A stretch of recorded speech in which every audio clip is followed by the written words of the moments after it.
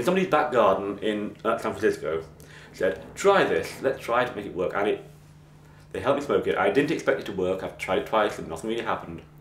And I got these amazing psychedelic patterns, well, like a psychedelic curtain covering the scene. And then I noticed there was a figure behind the curtain.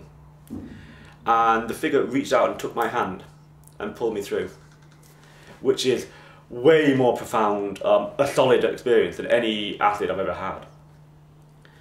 And then I had a few moments of amnesia. And then I was walking with my friends in this Southern California city that I was quite well, not thinking I was on drugs or anything, I was quite right.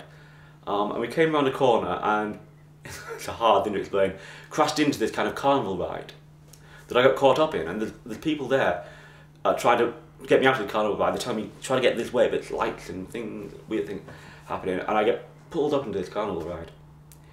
This took quite a long time, actually. And eventually, the voices are telling me, you've got to be careful, we've got to try to get out of this. This is going wrong. So I had to learn to be calm and relaxed, and they hauled me out of this ride.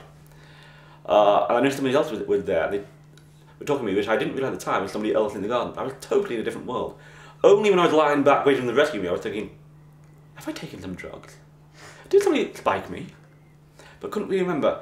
It was only gradually, as they pulled me out of this ride, I came back into this garden, that I began to realise I was still in this garden.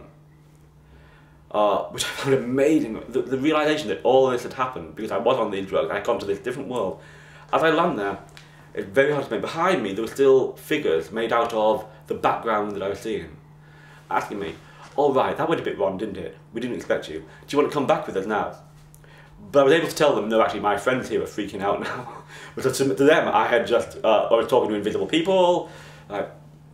So I decided that I wouldn't do that that night, and they've gone away. I haven't done it since, not because I'm afraid to do it, but because I will do it at an appropriate time. But that was undoubtedly the most profound thing, to actually open your eyes and be in a different world. What does it, again, an interesting thing I found, I had no problem believing that the world I'm in now is a real world. But equally, my experience of that world was as a real world. So that is something I am still thinking very carefully about, what has told me about the nature of reality.